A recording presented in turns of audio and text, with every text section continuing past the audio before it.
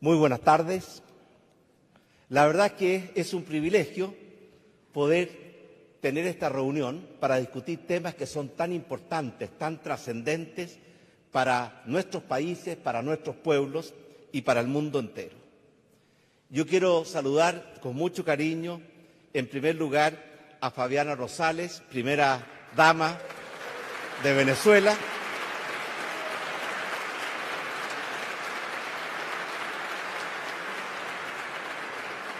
Valorar y felicitar a los que organizaron este evento, porque sé que nunca es fácil lograr reunir, convocar a todos los que creemos en la libertad, en la democracia y en los derechos humanos.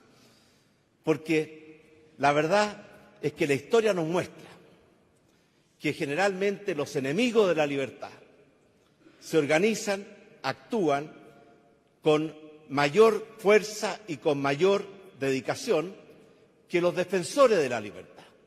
Y por esa razón la libertad a lo largo de la historia de la humanidad ha tenido siempre formidables y perseverantes enemigos.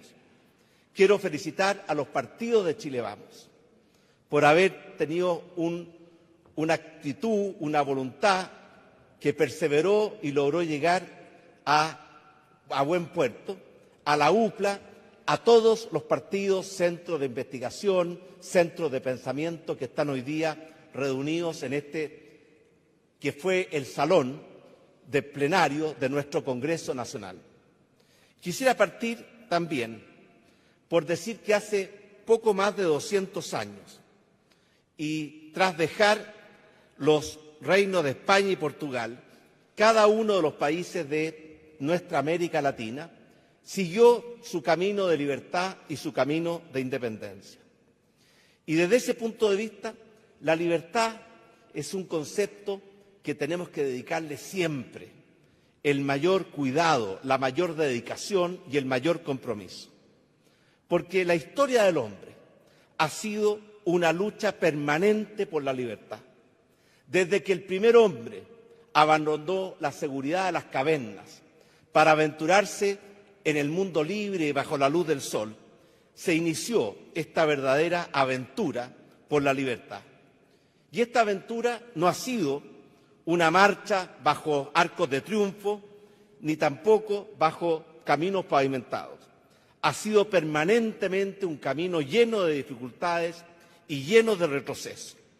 De hecho, la libertad ha tenido y sigue teniendo enemigos formidables, enemigos poderosos que en muchas etapas de la historia de la humanidad han logrado someterla, han logrado doblegarla, han logrado humillarla. Por eso es muy importante defender la libertad siempre, porque la libertad es como el aire. Cuando la tenemos, no la echamos de menos y no la defendemos. Y cuando la perdemos, muchas veces ya es demasiado tarde para defenderla. Y en nuestra América Latina hay muchos ejemplos que ilustran con elocuencia este concepto. Pero tenemos que tener conciencia de que la libertad es un concepto integral. Cada vez que se trata de compartimentalizar la libertad, la estamos desnaturalizando. La libertad tiene que ser plena y tiene que llegar a todos los ámbitos de la vida de los seres humanos. Tiene que haber libertad política, cuya mejor expresión es la democracia. Libertad económica, cuya mejor expresión es la economía social de mercado. Y libertad social, cuya mejor expresión es la derrota de la pobreza y la igualdad de oportunidades. Por esa razón, yo quisiera mencionar que dentro de la libertad hay una que es absolutamente fundamental porque es el piso de todo el resto de las libertades. Y esa es la libertad de expresión. Tal vez si uno quiere comprender por qué fue tan distinto la aproximación a la libertad en un país como Estados Unidos o en un país como fue la Unión Soviética, es conocer lo que pensaban de ella sus padres fundadores. Jefferson decía, si tuviera que elegir entre libertad política y libertad de expresión, me quedo con la libertad de expresión. En cambio, Lenin decía, ¿por qué se habría de permitir a una persona, por el solo hecho de tener una imprenta, poder expresar sus opiniones en público. Ahí se refleja claramente la diferencia de concepción con respecto a lo que es la libertad. Por eso yo he dicho muchas veces que a pesar que la libertad y la libertad de expresión a veces puede ser incómoda, especialmente para los gobernantes, yo prefiero el ruido de la prensa libre al silencio de la prensa amordazada.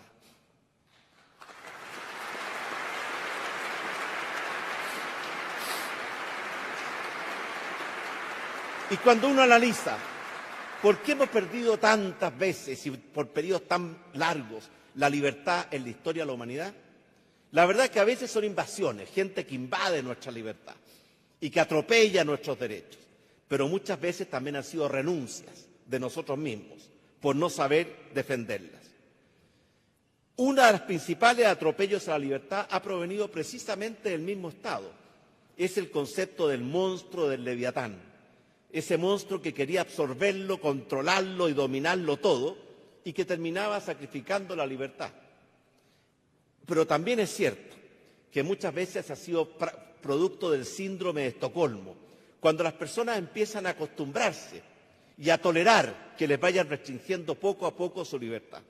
Y hay muchos países que eligieron gobiernos en forma democrática y poco a poco no fueron capaces de levantarse a tiempo para evitar que esa libertad fuera siendo lentamente estrangulada. Por eso es muy importante en esta materia tener claro que toda sociedad debe buscar compatibilizar tres conceptos, que a veces son contradictorios o compiten entre sí, pero que jamás se puede permitir que uno de ellos termine ahogando a los demás. Y esos conceptos son la libertad, la justicia y el progreso. Porque los países que buscan solamente la libertad y se olvidan de la justicia no terminan llegando a buen puerto. Y los países que solamente buscan la justicia y se olvidan de la libertad tampoco terminan llegando a buen puerto. Y es por esa razón que encontrar un justo equilibrio entre estos tres conceptos es la mejor forma de perseguir el bien común. En la historia o en la literatura sobre la libertad se pueden distinguir dos conceptos. El concepto de la libertad negativa, la no coacción, que apunta a que toda persona o grupo de personas se le debe dejar ser y hacer lo que sea capaz de ser y hacer sin interferencia de otras personas. Es evitar la coacción. Pero hay otro concepto de libertad positiva, que es aquel que apunta a cómo hace el Estado, la sociedad, para promover la libertad de todos los habitantes de una sociedad. Son dos conceptos distintos que se complementan y que hay que también buscar cómo hacer que ambos no sean contradictorios. De hecho, esto está por lo demás en el concepto originario del Estado. Si uno lee a Jean-Jacques Rousseau en el Contrato Social, ahí encuentra que fueron los hombres que son anteriores al Estado los que libre y soberanamente decidieron delegar parte de sus libertades en un órgano común, que era el Estado, para poder atender mejor las necesidades del bien común.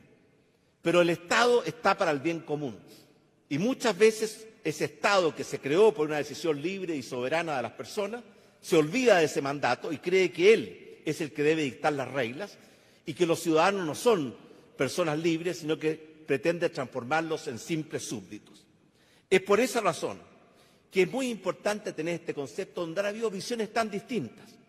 Un gran pensador anarquista decía, toda ley es un atentado a la libertad. Un gran pensador socialista, Lamennais, decía, la libertad oprime, solo la ley libera. Dos conceptos en cierta forma extremos, porque tal como decía anteriormente, hay un concepto positivo y un concepto negativo de la libertad, pero que ambos deben estar presentes para poder tener una libertad plena y que llegue a todos los seres humanos y a todos.